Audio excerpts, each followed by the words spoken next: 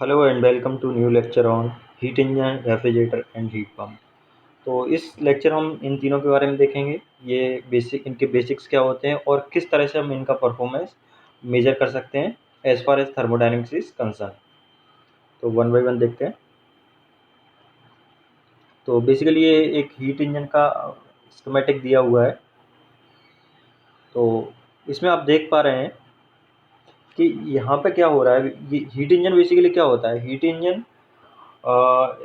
Is a device which convert heat into mechanical energy. ठीक है। तो इसमें क्या हो रहा है, ये सोर्स है, यहाँ से ये हीट Q1 को ड्रॉ कर रहा है और ये हीट इंजन क्या कर रहा है, इस Q1 का एक पार्ट किसमें W में चेंज कर दे रहा है, बाकी जो रिमेनिंग हीट है उसको कहाँ रिजेक्ट कर दे रहा है, सिंक में रिजेक्ट कर दे रहा है। ठीक है। तो अब हम देखते हैं हीट इंजन की definition. It is a device use to convert heat into work. इसमें हीट इंजन्स आपके दो तरह के हीट इंजन्स होते हैं, उसमें नहीं जाएंगे। एक तो एक्सटर्नल कम्बशन हीट इंजन्स होते हैं और एक इंटरनल कम्बशन हीट इंजन्स होते हैं। जो आपके ऑटोमोबाइल्स में हीट इंजन्स यूज़ होते हैं वो इंटरनल कम्बशन इंजन्स होते हैं। जो थर्मल पावर प्लांट वगैरह में यूज़ होते हैं वो एक्सटर्नल कम्बशन हीट इंजन्स होते हैं। अब हीट इंजन्स का जो परफॉर्मेंस है वो मेजर करते हैं इन terms of its efficiency. Efficiency basically in generic sense क्या होता है, आउटपुट अपॉन इनपुट। तो यहाँ पे जो आउटपुट है वो क्या है, वर्क है, और इनपुट क्या है, हीट। बेसिकली हीट इंजन क्या कर रहा है, हीट ले रहा है और उस हीट को किस में चेंज कर दे रहा है, वर्क में चेंज कर दे रहा है। तो वर्क आपका आउटपुट हो गया और हीट क्या हो गया, इनपुट हो गया। तो हम देखते हैं इफिशियंसी का formula, net workout input upon total heat supply. Basically ये आउटपुट होना चाहिए, net work output upon heat supply. तो यहाँ पे यदि आप इस डायग्राम में देखेंगे तो इस डायग्राम से आपको समझ में आएगा, ये जो W है ये बेसिकली वर्क आउटपुट है और हमने हीट कितना सप्लाई किया है, Q1 हीट सप्लाई किया है। तो इस फॉर्मूले में क्या आ जाएगा, W अपॉन Q1। इफिशियंसी का जो फॉर्मूला आ जाएगा W अपॉन Q1। और इफिशियंसी की जो वैल्यू होती है वो हमेशा 1 से कम होती है, क्योंकि आप यहाँ से देख सकते हैं। और इफिशियंसी की कोई भी यूनिट नहीं होती है। अब इसके बाद देखते हैं, जैसे इसको हमने W अपॉन Q1 के टर्म्स में डिफाइन किया है। अब इसमें यदि यहाँ पर देखें तो इस जंक्शन पे देखें, इस वाले जंक्शन पे, तो आप देखोगे इस पे आ क्या रहा है, Q1 आ रहा है, और यहाँ से लीव क्या कर रहा है, W लीव कर रहा है और Q2 लीव कर रहा है। तो जितना एनर्जी कंजर्वेशन के लॉ से क्या होना चाहिए, जितना एनर्जी इस जंक्शन पे आ रहा है उतना ही एनर्जी यहाँ से लीव करना चाहिए। तो आपको Q1 किसके बराबर हो जाएगा, Q2 प्लस W के बराबर हो जाएगा। तो ये दोबारा सुनिए इसको, Q1 इक्वल्स क्या हो जाएगा, Q2 प्लस W। तो यहाँ से W इक्वल्स क्या आ जाएगा, Q1 माइनस Q2। तो हम क्या कर सकते हैं, जो W है यहाँ पे, जो W है, इस W की जगह हम क्या रख सकते हैं, Q1 माइनस Q2 भी रख सकते हैं, जैसे कि हमने यहाँ पे रखा हुआ है। तो एफिशिएंसी का जो फाइनल फार्मूला होता है वो क्या होता है, Q1 minus Q2 upon Q1, जिसमें Q1 क्या है, अमाउंट ऑफ हीट एडिशन, कितना हीट ऐड हो रहा है, और Q2 क्या है, कितना हीट सिंक में रिजेक्ट हो रहा है। ठीक है। तो इस तरह से हम हीट इंजन का परफॉर्मेंस मेजर करते हैं। इसके बाद आगे चलते हैं। हीट इंजन के बाद आता है आपका refrigerator. Refrigerator basically reverse heat engine है। हीट इंजन को यदि आप रिवर्स कर दो, इनके जो फ्लो का डायरेक्शन है, हीट इंजन में यदि फ्लो के डायरेक्शन को उल्टा कर दें तो आपको क्या मिल जाएगा, रेफ्रिजरेटर मिल जाएगा। यहाँ पे आप देख पा रहे हैं, बेसिकली रेफ्रिजरेटर क्या करता है, लो टेम्परेचर से हीट को ऑब्जर्व करता है। तो यहाँ पे लो टेम्परेचर क्या है, सिंक है, सिंक से हीट को ये ऑब्जर्व कर रहा है, Q2 हीट ऑब्जर्व किया इसने, और ये Q2 हीट को ये कहाँ पे डिलीवर कर रहा है, सोर्स में डिलीवर कर रहा है। और इसके लिए W क्या है, वर्क सप्लाई करना पड़ता है उनको। तो आप देख पा रहे हैं रिवर्स हीट इंजन है, और इसका काम क्या होता है, remove heat from a body at lower temperature, transfer it to the body at higher temperature. तो बॉडी एट लोअर टेम्परेचर क्या है, सिंक है, और बॉडी एट हायर टेम्परेचर क्या हो जाएगा, सोर्स है। तो ये Q2 यहाँ से रिमूव कर रहा है और Q1 कहाँ पे डिलीवर कर रहा है, सोर्स में डिलीवर कर रहा है। लेकिन ये ऑटोमेटिक नहीं हो रहा है, इसके लिए हमें वर्क सप्लाई करना पड़ रहा है। रेफ्रिजरेटर का बेसिक काम क्या होता है, जो स्पेस है उसका टेम्परेचर कम रखता है in comparison to the surrounding. तो आप यहाँ पे देख सकते हो, it keep the temperature of space at temperature lower than the surrounding temperature. ठीक है। अब इसका जो परफॉर्मेंस होता है, रेफ्रिजरेटर का performance, that performance is measure in terms of the COP। COP stand for coefficient of performance. तो हम देखेंगे कोफिशिएंट ऑफ परफॉर्मेंस को किस तरह से हम डिफाइन करते हैं। अब आप देखो, coefficient of performance desired effect upon work supplied होता है। तो यहाँ पे आप देख पा रहे हो, डिजायर्ड इफेक्ट बेसिकली क्या है, डिजायर्ड इफेक्ट क्या है, कितना कूलिंग प्रोड्यूस कर रहा है। तो कूलिंग कहाँ पे जितना ज़्यादा हीट ये सिंक से रिमूव करेगा उतना ज़्यादा क्या होगा, कूलिंग प्रोड्यूस होगा। तो डिजायर्ड इफेक्ट क्या है, Q2 है, और वर्क सप्लाई क्या है, W है। तो COP को हम मैथमेटिकली इस तरह से दिखा सकते हैं, COP इक्वल्स Q2/W। Q2 क्या है, कितना हीट रिमूव हो रहा है, अमाउंट ऑफ हीट रिमूव, और इसको हम दूसरी लैंग्वेज ये बोल सकते हैं कितना कूलिंग इफेक्ट प्रोड्यूस कर रहा है। और वर्क W क्या है, वर्क सप्लाई, कितना हम वर्क सप्लाई कर रहे हैं सिस्टम को। यहाँ से आप देख सकते हैं COP का फॉर्मूला एक Q2/W हो गया, और W को फिर उसी तरह से एनर्जी कंजर्वेशन के प्रिंसिपल से यदि हम इसको देखें तो इस जंक्शन पे आप देखिए क्या आ रहा है, इस जंक्शन पे Q2 आ रहा है और W आ रहा है। इस जंक्शन से लीव क्या कर रहा है, Q1 लीव कर रहा है। तो Q1 इक्वल्स क्या हो जाएगा, Q2 प्लस W। तो यहाँ से W इक्वल्स क्या आ जाएगा, Q1 माइनस Q2। तो मैं यहाँ जो W, ये W दिया हुआ है, इस W की जगह ये यहाँ पर W दिया है, इस W की जगह क्या रख सकता हूँ, Q1 माइनस Q2 पुटअप कर सकते हैं। तो फाइनल COP बराबर क्या आ गया, Q2/Q1 माइनस Q2। Q2 क्या है, कितना हीट रिमूव हो रहा है सिंक से, और Q1 क्या है, कितना हीट सोर्स पर डिलीवर हो रहा है। अब इसके बाद आप आगे देखते हैं, ये रेफ्रिजरेटर हो गया। रेफ्रिजरेटर के बाद आता है हीट पंप। रेफ्रिजरेटर और हीट पंप का फंक्शन ऑलमोस्ट सेम है, लेकिन दोनों केस में डिजायरेबल इफेक्ट चेंज हो जाता है। जैसे इनका नाम सजेस्ट कर रहा है, रेफ्रिजरेटर बेसिकली कूलिंग के लिए यूज करते हैं, है ना, और हीट पंप को किस लिए यूज करते हैं, हीटिंग के लिए यूज करते हैं। जनरली क्या होता है, जैसे अपना देश है तो यहाँ पे हम रेफ्रिजरेटर यूज करते हैं, एयर कंडीशनिंग सिस्टम यूज करते हैं जो कूलिंग के लिए। और जो कोल्ड कंट्रीज होते हैं जहाँ पे जो क्लाइमेट है, वेदर है, वो कोल्ड रहता है, तो वहाँ पे हम यूज करते हैं हीट पंप। तो हीट पंप और रेफ्रिजरेटर में सिर्फ ये फ़र्क है, डिजायरेबल इफेक्ट चेंज हो जाता है। ये आप देखोगे, ये हीट पंप का एक स्कीमेटिक डायग्राम दिया हुआ है, ये हीट पंप है, और इसमें भी क्या हो रहा है, सिंक से हीट को ले रहा है और सोर्स पे हीट को डिलीवर कर रहा है। एक फ़र्क ये आ जाता है इसमें कि जो डिजायरेबल इफेक्ट होता है वो चेंज हो जाता है। पहले केस में डिजायरेबल इफेक्ट क्या था, Q2 था, कितना सिंक से हीट आ रहा था।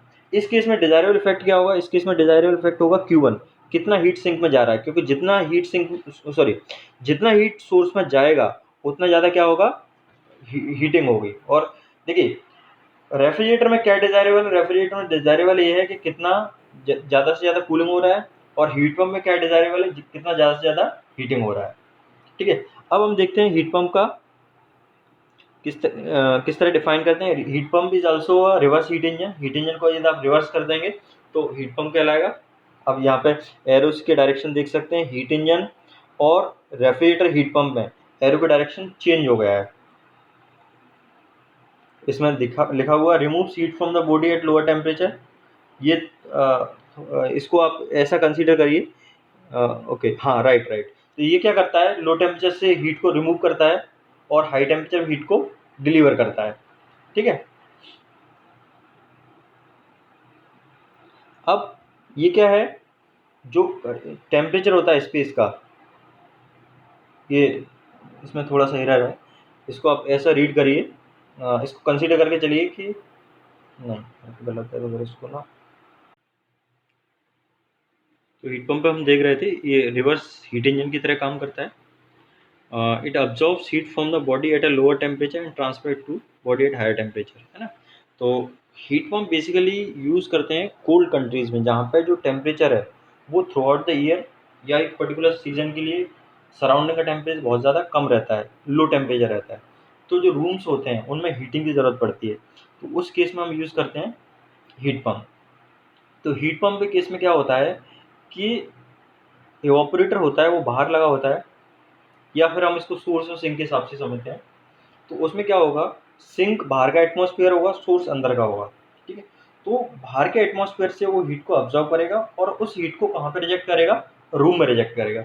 जबकि आप इसमें देख रहे थे एयर कंडीशनिंग सिस्टम, इसमें उल्टा होता है। इसमें क्या होता है कि आपका जो सोर्स होता है वो बाहर का एयर होता है और सिंक क्या होता है, रूम की एयर होती है। तो एयर कंडीशनिंग सिस्टम क्या करता है, रूम के अंदर से हीट को ऑब्जर्व करता है और बाहर एटमॉस्फेयर में हीट को रिजेक्ट करता है। जबकि हीट पंप में क्या हो रहा है कि बाहर से ये हीट को ऑब्जर्व कर रहा है, लोअर टेम्परेचर से हीट को ऑब्जर्व कर रहा है, और रूम जहाँ पे हीटिंग हो रही है, जिसका टेम्परेचर ज़्यादा है, वहाँ पे हीट को रिजेक्ट करता है। तो ये देखते हैं, यहाँ तक है इसमें। इसके बाद आप देखोगे कि इसका, यदि हम वर्क इसका डायग्राम से देखें तो it is similar to refrigerator. इसमें लोअर टेम्परेचर है, लोअर टेम्परेचर से आप देखोगे यहाँ पे हीट अब्जॉर्ब हो रही है और हायर टेम्परेचर पे ये हीट को क्या कर रहा है, डिलीवर कर रहा है। इसके बाद आप देखेंगे इसका काम क्या होता है कि ये जो स्पेस होता है उसका टेम्परेचर को हायर देन सराउंडिंग के टेम्परेचर रखता है। ठीक है, COP को हम कैसे डिफाइन करते हैं? COP can be define as desired effect upon work supply.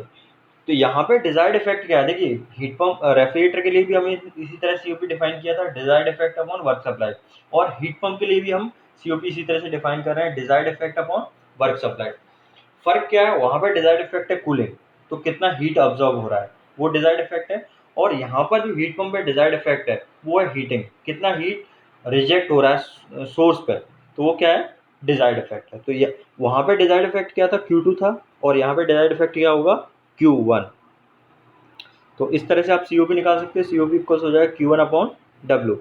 इसको आप फर्दर इस तरह से भी लिख सकते हैं, COP equals Q1 upon Q1 minus Q2। तो इसको अपन कैसे देख सकते हैं, यहाँ पे आप देखोगे इस जंक्शन पे आप देखेंगे तो इस जंक्शन पे क्या आ रहा है, Q2 आ रहा है और W आ रहा है, तो Q2 प्लस W इक्वल्स क्या हो जाएगा, Q1।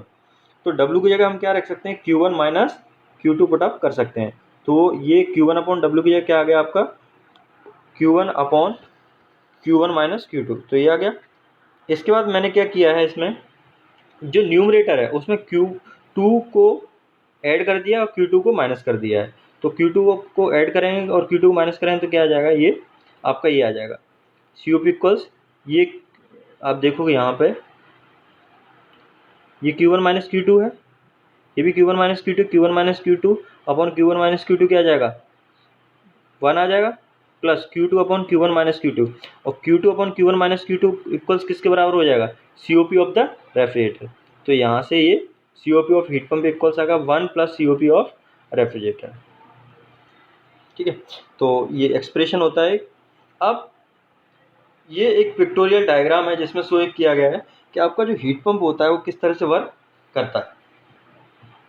अब आप देखिए इसमें यहाँ पर ये हीटिंग के लिए लगा हुआ है और यहाँ पे ये कूलिंग कर रहा है बेसिकली।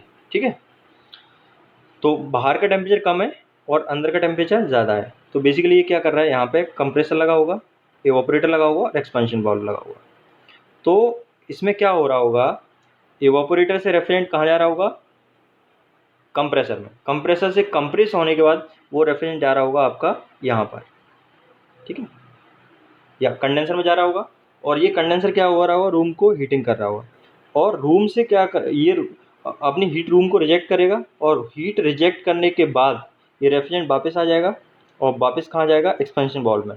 एक्सपेंशन बॉल में क्या हो जाएगा, इसका एक्सपांशन होगा, इसका टेम्परेचर प्रेशर कम हो जाएगा, फिर ये एवापोरेटर में जाएगा, एवापोरेटर में जाएगा तो बाहर से ये हीट को ऑब्जर्व करेगा, और ऑब्जर्व करने के बाद जो लिक्विड आया है वो लिक्विड किस में चेंज हो जाएगा, गैस में चेंज हो जाएगा। वो गैस फिर दोबारा से कंप्रेसर में जाएगी, कंप्रेसर में जब जाएगी तो उसका प्रेशर और टेम्परेचर बढ़ेगा, प्रेशर और टेम्परेचर बढ़ेगा तो उसके बाद उसको फिर दोबारा से कहाँ भेजते हैं, कंडेंसर भेजते हैं। तो जो एयर कंडीशनिंग का सिस्टम होता है उसका रिवर्स साइकिल है, रिवर्स या बोलें या फिर हम ये बोल सकते हैं कि इसमें एवापोरेटर और कंडेंसर की जो पोजीशन है वो चेंज कर दी है। एयर कंडीशनिंग सिस्टम में क्या होता है, एवापोरेटर अंदर लगा होता है, कंडेंसर बाहर लगा होता है, लेकिन इसमें हीट पंप में क्या है, कंडेंसर आपका अंदर लगा हुआ है, एवापोरेटर बाहर लगा हुआ है, एवापोरेटर और कंप्रेसर जो यूनिट है वो बाहर लगी हुई है। ठीक है, तो इस तरह से हम इसको देख सकते हैं।